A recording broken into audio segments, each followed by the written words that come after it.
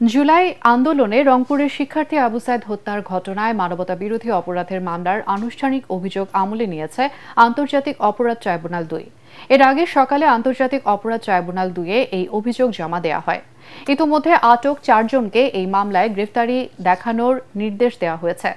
একই সাথে পলাতক ২৬ জনের বিরুদ্ধে গ্রেফতারি পরোয়ানা জারি করেছেন ট্রাইব্যুনাল। পরবর্তী শুনানি হবে ১০ জুলাই। গত ২৪ জুন এই মামলার চূড়ান্ত তদন্ত প্রতিবেদন ট্রাইব্যুনালের প্রসিকিউশনে জমা দেয় তদন্ত সংস্থা। আবু সাইদ হত্যার সাথে ৩০ জনের সম্পৃক্ততা খুঁজে পেয়েছেন তারা। এর মধ্যে গ্রেফতার হয়ে যে ৪ আসামি কারাগারে আছেন তারা হলেন রংপুরের বেগম রোকেয়া বিশ্ববিদ্যালয়ের সাবেক প্রক্টর শরীফুল ইসলাম, তাজহাট থানার সাবেক এএসআই আমির হোসেন, কনস্টেবল সুজন চন্দ্র রায় এবং রোকেয়া বিশ্ববিদ্যালয়ের ছাত্রলীগ নেতা ইমরান চৌধুরী আকাশ। সবশেষ গত ১৫ জুন তাদের ট্রাইব্যুনালে হাজির করা হয়। শহীদ আবু সাইদের বড় ভাই রমজান আন্তর্জাতিক অপরাধ ট্রাইব্যুনালে ২৫ জনের বিরুদ্ধে গত ১৩ জানুয়ারি অভিযোগ দায়ের করেন। উল্লেখ করতে চাই না, কারণ আন্তর্জাতিক অপরাধ ট্রাইব্যুনালের দ্বিতীয় ট্রাইব্যুনাল ৩০ জন আসামির বিরুদ্ধে অপরাধ আমলে গ্রহণ করেছেন। ইন্টারন্যাশনাল ক্রাইমস ট্রাইব্যুনাল অ্যাক্টের ৩-এর ২ এবং ৩-এর ৪-এর ১, ২, ৩ এই ধারায় তাদের বিরুদ্ধে অপরাধ আমলে গ্রহণ করেছেন। আগামী ১০ই জুলাই পরবর্তী শুনানির জন্য দিন ধার্য করেছেন। ওই দিন যে ৪ জন আসামি গ্রেপ্তারকৃত আছে তাদেরকে গ্রেপ্তার দেখানো পূর্বক তাদেরকে উপস্থিত করানোর জন্য জেল অথরিটিকে নির্দেশ দিয়েছেন এবং বাকি যে ২৬ জন আসামি আছে তাদেরকে গ্রেপ্তার করে ওই তারিখে হাজির করার জন্য আইন শৃঙ্খলা রক্ষাকারী বাহিনীর প্রতি নির্দেশ দিয়েছেন। সব মশার বিরুদ্ধে সুরক্ষা দিতে এলো বসুন্ধরা এক্সট্রিম অ্যারোসল, মশার বিরুদ্ধে এক্সট্রিম সুরক্ষা।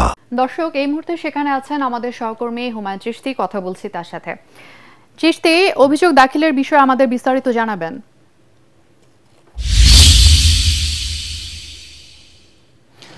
ধন্যবাদ তনুজা। যেমনটি বলছিলেন যে রংপুরে শিক্ষার্থী আবু সাইদ হত্যা মামলায় যে মানবতা বিরোধী অপরাধের মামলা, সেই মামলার আজকে আনুষ্ঠানিক অভিযোগ আমলে নিয়েছেন ট্রাইব্যুনাল ২ মূলত, এবং এটি ট্রাইব্যুনাল ২-এ প্রথম কোনো মামলার অভিযোগ আমলে নেওয়া, এবং এই মামলাটির ১০৯ পাতার অভিযোগ আজকে আদালতে উপস্থাপন করে প্রসিকিউশন, এবং বেলা ১১:১১টার দিকে শুনানি শুরু হয়ে প্রায় ১ ঘন্টা পর্যন্ত শুনানি চলে, এবং সেই শুনানিতে অভিযোগের যে বিষয়গুলো, বিভিন্ন অভিযোগের প্রেক্ষাপট এবং অপরাধের ধরন, অপরাধের গ্র্যাভিটি বা গুরুত্ব, এবং সর্বশেষ যে আইন, সেই আইনগুলো তুলে ধরেন প্রসিকিউশন, এবং তারপরে বেলা ১টা ৩৬ আদালত আদেশ দেন, এবং আদেশে ৩০ জন আসামির বিরুদ্ধে যে অভিযোগ দাখিল করা হয়েছে সেই অভিযোগ আমলে নিয়ে পরবর্তী আদেশ দেন আদালত। এবং আদেশে এই মামলায় যে ৩০ জনের মধ্যে যে ৪ জন ইতিমধ্যে আটক হয়েছেন অন্যান্য মামলায়, তাদেরকে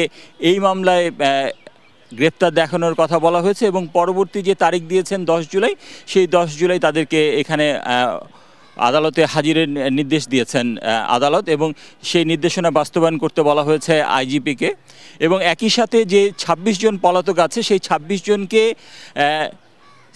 নিরাপদে গ্রেফতার, অর্থাৎ সিকিউর অ্যারেস্ট, এই কথাটি আদালত কিন্তু একাধিকবার বলেছেন যে সিকিউর অ্যারেস্ট করে তাদেরকে পরবর্তী শুনানির দিন এই ট্রাইব্যুনালে হাজির করতে বলা হয়েছে পুলিশের মহাপরিদর্শককে। এবং একই সাথে এই যে আদেশ, এই আদেশ বাস্তবায়নের একটি অগ্রগতি প্রতিবেদনও সেদিন আদালতে জমা দিতে বলা হয়েছে, এবং সেই দিনই আদালত পরবর্তীতে অভিযোগ গঠনের যে শুনানি, সেই শুনানির দিন ঠিক করবেন, এবং যদি পলাতক আসামিরা না উপস্থিত হন, সেই ক্ষেত্রে যে নিয়ম আছে সেই নিয়ম অনুযায়ী ট্রাইব্যুনালের খরচে রাষ্ট্রনিযুক্ত একজন আইনজীবী নিয়োগ করা হবে, প্রত্যেক আসামির পক্ষে আইনজীবী নিয়োগ করা হবে, এবং সেই রাষ্ট্রনিযুক্ত আইনজীবীদের মাধ্যমেই পরবর্তী বিচার কার্যক্রম চলবে, অর্থাৎ আনুষ্ঠানিক অভিযোগ গঠনের শুনানি শুরু হবে, এবং আনুষ্ঠানিক অভিযোগ গঠন করা হলে আনুষ্ঠানিক বিচার প্রক্রিয়া শুরু হবে। তনুজা। চিশতি, আপনাকে ধন্যবাদ।